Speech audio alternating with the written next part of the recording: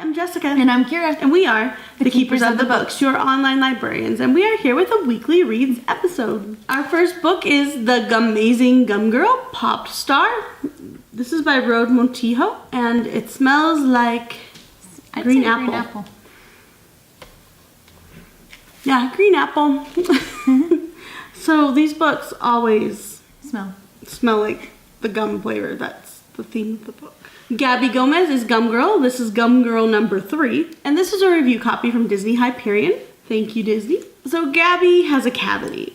And her dad's a dentist, so he's got to fix it. He's been telling her, no sugar gum, sugar-free only. And she wants to tell her parents about her secret identity and why she keeps chewing gum. But that's easier said than done. It's pretty hard to tell your parents that you're a superhero. And maybe it is time to switch to sugar-free gum like her dad wants her to. Just that cavity's pretty bad. Well, there's a new Supergirl on the job, Ninjarina. But something about Ninjarina feels really off. Just something's not quite right. Well, she's just gonna have to add that to her to-do list. This book explores the meaning of what does it mean to be a hero? What makes a hero? I liked that plot. Now these are fun, they're cute, they're short, they've got bright, colorful, fun pictures, and they're fairly easy to read. Grades 2 through 4 or ages 7 to 10 on this one, all depending on reading level and, of course, interest. It'll appeal probably to people who like Captain Underpants. Or Princess in Black. Or Princess Step in Black. Up from Princess in Black. I love this whole series. It's got some good things it's teaching. Oh no. DuckTales jokes to quack you up. And of course, they're jokes for kids. Yes, trust me. If you're an adult, you've heard most of them. Like, for example, knock knock. Who's there? Icy. Icy who? I see you. Never heard that one before. No, ever. But kids are going to love the jokes, and if they're fans of DuckTales, they're going to want to pick this one up too, just because they are cute jokes for kids. And it's a review copy from Disney Press. And the illustrations are cute too. Probably grades 2 to 4 or ages 7 to 10. The Unbeatable Squirrel Girl. This is Too Fuzzy, Too Furious, book 2 in this series. It is by Shannon, Hale, and Dean Hale. It is a review copy from Marvel. And it's going to be for grades 3 through 8 or ages 8 through 14. Okay. This is about Doreen Green. She is 14. Her secret identity is Squirrel Girl. And she is falling behind in school. She has human and squirrel friends now at her new school. And she's trying to learn who her real human friends are and which ones are more like frenemies or not her friends at all. And there are evil teachers in this book. Of course. Because every school has an evil teacher, right? Not really, but for the purposes of our book. Or evil librarians, apparently. Yes, evil librarians. And, of course, you have all the challenges of middle school and what normal middle school kids will face, not just Squirrel Girl. And there's a new mall opening on the border of Shady Oaks. Their logo, okay, it's the listless, well, it's between Shady Oaks and Listless Pines. Their logo for this mall is really, really familiar. Hydra? It does resemble Hydra's logo. Very close to Hydra's logo. So soon these two towns are all at war over who the mascot for this mall is going to be. There's this vote and it's going crazy on like the social media stuff. Social media is a little out of control on this whole mall mascot thing. And you have your Squirrel Scout friends and your human fan club for Squirrel Girl. The squirrel friends are fighting the human ones about, you'll read the book. So the question is something sinister afoot? Because this does not seem like the normal town attitude, and this mall and mascot thing is really just riling everybody up. Of course, because it's Squirrel Girl, you have lots of texts and appearances with characters such as Rocket and Groot. I am Groot. Iron Man, Black Widow, tons of Thor, some Spider-Man thrown in, so it's very fun. Of course, Squirrel Girl has to save the day again, but she's got to keep her identity a secret, which can be very hard for a 14-year-old. All right, so read that one. Mr. Puffball escaped from Castaway Island. So this is like Survivor for cats that have been washed up as celebrities. Okay. Mr. Puffball was an American Ninja Warrior for cats, and he basically blew his $1 million-ish reward way too fast. And now he's broke, and he is at a diner, and he runs into other former celebrity El Gato. El Gato. And there just happens to be a producer there for Castaway Island. And they all get invited to this celebrity Castaway show. He also invites Rosie, Whiskers, Chet, Bruiser, and Kitty, and Pickles. But when they get to this island, obviously it's not what they expect. And they're pampered and they're cats. So you can imagine the humor and the silliness that goes on when they try to build a tent, try to finish one of the feats of strength, or just plain try to survive in this island setting. And there's also wicked silly monkeys who, are they really wicked or are they just plain silly? Gosh dang it, can Mr. Puffball find that stinking totem in time to not get eliminated? This is a very silly cat book for fans of cats, and I'm more of a dog fan, but I still liked it. And the illustrations are fun. They have part of them told like a graphic novel, other parts are just plain illustrations. So fans of Wonkenstein, yes, Captain Underpants, Big Nate, maybe even Diary of a Wimpy Kid, you'll want to pick this one up. Dork Diaries. This says it's number 3, but I've never read the other 2, so obviously you don't have to read them in order. Just saying. I would recommend this for the same ages as those, so grades 3 to 7 or ages 8 to about 13. This is a review copy from HarperCollins. Bailey Story by W. Bruce Cameron. Oh, the puppy! It's got a very cute golden retriever puppy on the cover that my golden retriever thought she had to give kisses to. This is a dog's purpose novel. At least she didn't eat the book. I actually did have a book come back from book check-in with a big bite. Like, obviously from a dog taken out of it. Yeah, so I had to charge the kid to rebind the book. But I'm like, well, at least your dog just bit the cover. It could have been a lot worse. You may have had to replace the whole book because they ate the pages too. Lucy would have just torn the whole thing apart. And Linus would have helped her. Unless it had a golden retriever on the cover, apparently you should just give it kisses. Well, it was still with me so I could get it away from her. But anyway, don't leave the books with your dogs. They really do come back. Your dog does really eat your homework and your textbooks. Yep. Okay, back to the book. Textbooks too. Yes, it was a textbook. Anyways, this is a review copy from Tor Books, Starscape, which is an imprint of Tor Books. It was illustrated by Richard Cowdery. So you have some sketches thrown in throughout the book. Bailey, this is told from Bailey's perspective. He is a new golden retriever puppy, and he is sure that he has a purpose. He has a job in this world. So he escapes from a puppy mill and sets off on his own. Even though he says goodbye to his mom, kind of thing. And he meets a man who takes him and he traps him in a hot car and he's like dying. And this nice lady breaks him out of the car. And she takes him home to meet his boy, Ethan. So, first person point of view from Bailey. And puppies can get into a lot of trouble, both in real life and in fiction. Mm-hmm. And this is just a cute boy and his dog story. You've got the mean neighbor bully kid who's a bully to both Ethan and the dog. You've got just friendship and getting to know the neighborhood. It's just very cute. And it's told from Bailey's perspective. So if you loved the movie, this is a great one for kids, this book. And the movie, of course, made everybody cry. But here you go, another cute puppy story. Definitely for you puppy fans. Ages 8 through 12 or grades 3 through 7. Shah and the End of Time by Roshani Chokshi. This is a Rick Riordan Presents book. This is Indian mythology. Shah accidentally lights a lamp that she's not supposed to and unleashes the Sleeper, which is a very much the end of the world type of god who is bent on the whole world's destruction and puts everybody to sleep. Turns out she is Pavlov's son, even though she's a girl. And her counterpart is awakened as well. And their job... Wait, go back. She's Pavlov's son? That's the word they use. I'm confused. Yeah, you have to read the book to kind of understand that part. Okay. But it's a spoiler. So Aru is a girl, and she is destined to save the world from the Sleeper.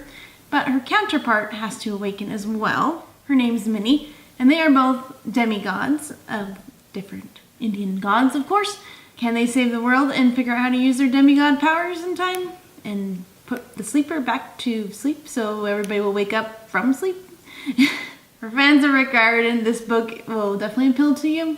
It has the similar, silly, funny chapter headings like in The Lightning Thief. And the characters have a very spunky personality, much like Percy Jackson as well. I would recommend this for same ages as Rick Riordan fans, so grades 5 to 9 or ages 10 to 15. This is a review copy from Disney Hyperion. Illegal, this is by Ian Colfer and Andrew Donkin, and it is illustrated by Giovanni Rigano. It's a graphic novel, and it is about Ibo. Ibo's brother Kwame has left to find their sister in Europe. Ibo doesn't want to leave Ghana, but soon finds himself on this epic adventure, and this journey goes through Africa, the Sahara Desert, Tripoli, and the sea. And will he ever reach Europe? Will he find his family? Can he survive? This is a story about illegal immigration, but not for the US, for Europe. And it has these rich, beautiful pictures. The characters are lovable, and it will really help children to connect and to at least relate and understand what some of these immigrants have gone through and the perilous journey that they face. So ages 10 and up or grades 5 and up, and this is a review copy from Hachette Book Group. Adventures of Huckleberry Finn by Mark Twain. This is a manga adaptation of the Adventures of Huckleberry Finn. Huckleberry Finn is basically he's ran away from his father.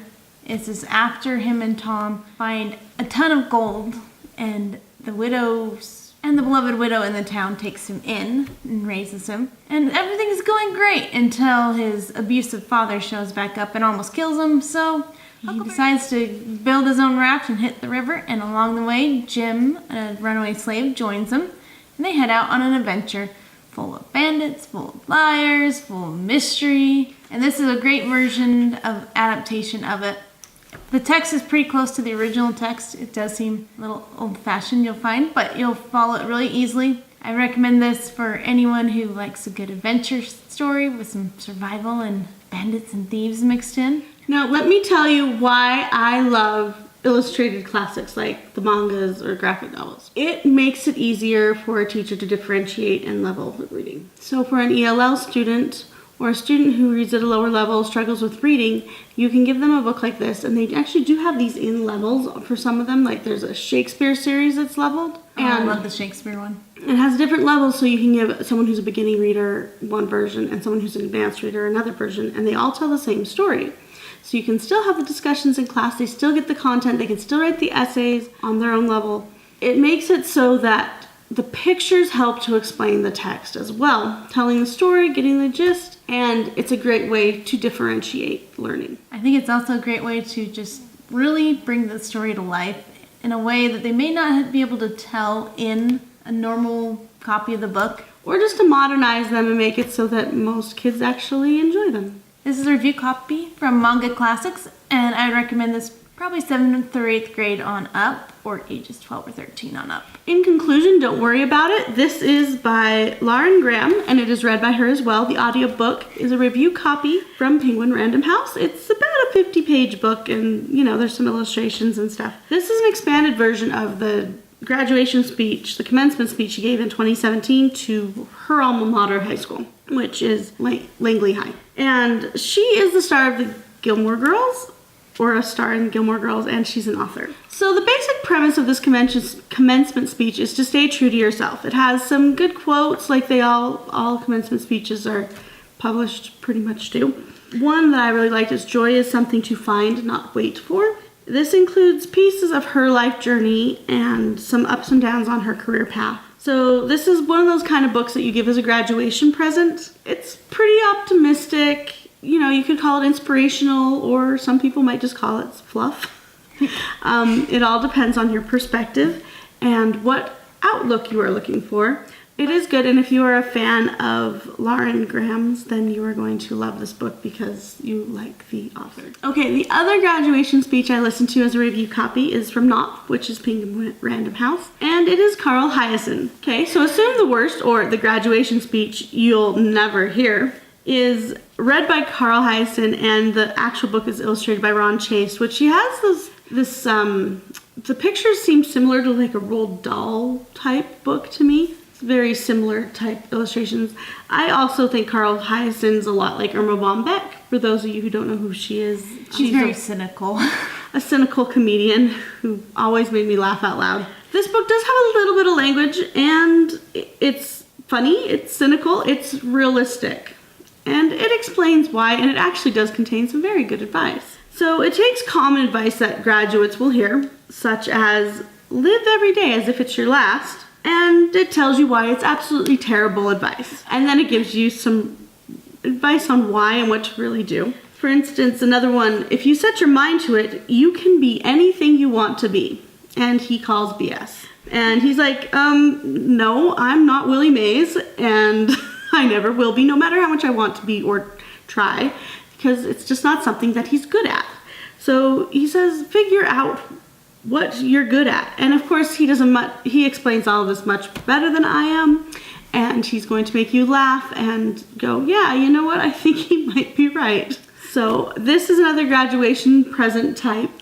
I like this one, especially for college students, because, high school's great. You're still graduating, and a lot of kids will be going on to college, which is kind of more perpetuation of a lifestyle, but of a student.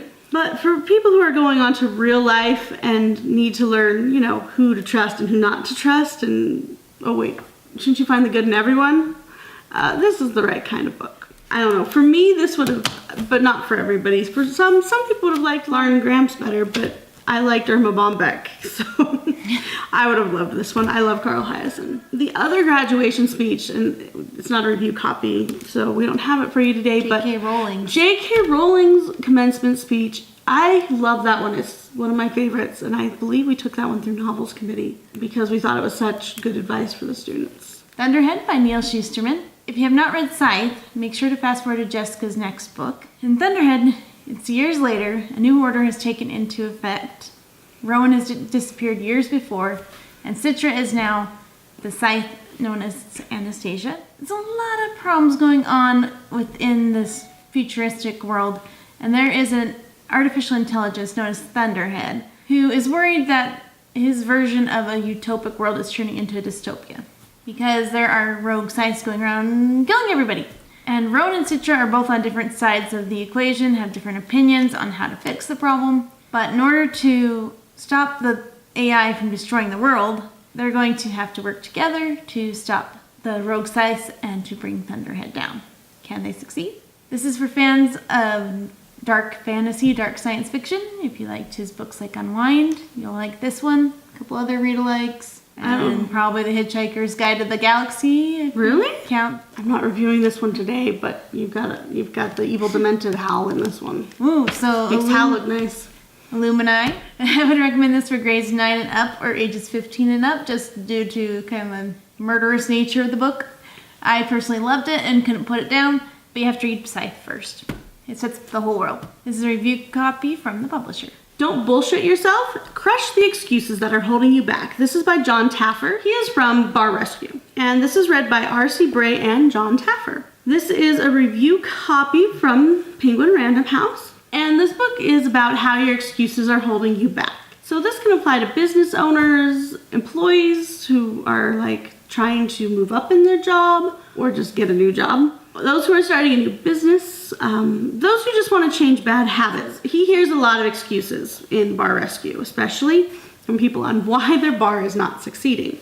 So he talks about the 6 most common excuses he has heard, and then he includes success stories of people who have changed. He lays out the excuse and how to embrace a solution and figure out what's wrong. So the excuses, he divides it up into chapters. The chapters are fear, time, knowledge, circumstances, ego, scarcity, and how you can move past these and why you can't let them hold you back. I thought that some of the stories were very inspirational. If nothing else, this book was interesting, but I thought it had some good advice. Not all of it's necessarily for everybody, because you all have different things that can become your excuses. Read all of it and then maybe see or make a custom plan for yourself, because he can't come make a custom plan for everybody. All right, so that was a great one. And if you want a book on excuses and habits, I thought that one was pretty awesome. So Don't Bullshit Yourself is an adult book. I'm going to say that it is for adults. It does contain some language, as evidenced by the title. Yes, and if you were looking for it on Amazon or your library, the I is an asterisk. Only Human by Sylvain Neuvel. This is a science fiction book that is full cast audio. The audiobook was a review copy from Penguin Random House. This is set in a future where aliens have not only came and conquered Earth and destroyed it with their robots, had human/alien offspring, but they've also all left the planet. And now Earth is trying to basically regroup and get themselves back in order and figure out what they're going to do with these alien-human offspring. Now, when this is all human offspring. So while this is all going on, Rose Franklin is a scientist, and she has good with technology, and she's managed to, from scrap robot parts, managed to create Themis, alien robot version. But in the process, her and her team get kidnapped by the aliens because the aliens think it's their robot. They take the robot with them, and they're in the robot. And now once the aliens figure out they're in there, they get them out. But they're stuck on an alien planet for 9 years. What happened while they were there? Now that they're back on Earth, what happened? What did the aliens accomplish? And what are the aliens' aims for Earth's future? Are they going to come back? So this is a very complex plot, and it jumps a lot in different timelines. And it's told basically through interviews. And of course, because it's a full cast audio, you got great distinguished voices for the characters. The only thing that made it better, sound effects. I was so expecting it to sound like a movie. You know which one had great sound effects? This series. It's another alien book told through interviews and documentation. So this is the adult version of Illuminati, then, it sounds like. But honestly, it was a great audio. I would recommend this obviously for adult, just because that's who it's going to interest. But if you do have a high school student who would be interested in reading this book, there's nothing that could stop them from reading it. This is once again, this is a review copy from Penguin Random House. You mean House. there's no content that's inappropriate? Yes. No inappropriate content. Even though you know there's alien human offspring, you don't know how the alien human offspring came to be. If they're in high school, they probably have some idea. You know what I mean. So it doesn't have any mature content. It's just the interest level will be more on the adult end. Thank you for watching our Weekly Reads episode. Be sure to like, comment, and subscribe below. When you hit subscribe, also be sure you hit that bell notification button. Otherwise, you won't actually see notifications on a regular basis. The bell notification button is important. Thank you for watching, and until next time, happy reading. Bye.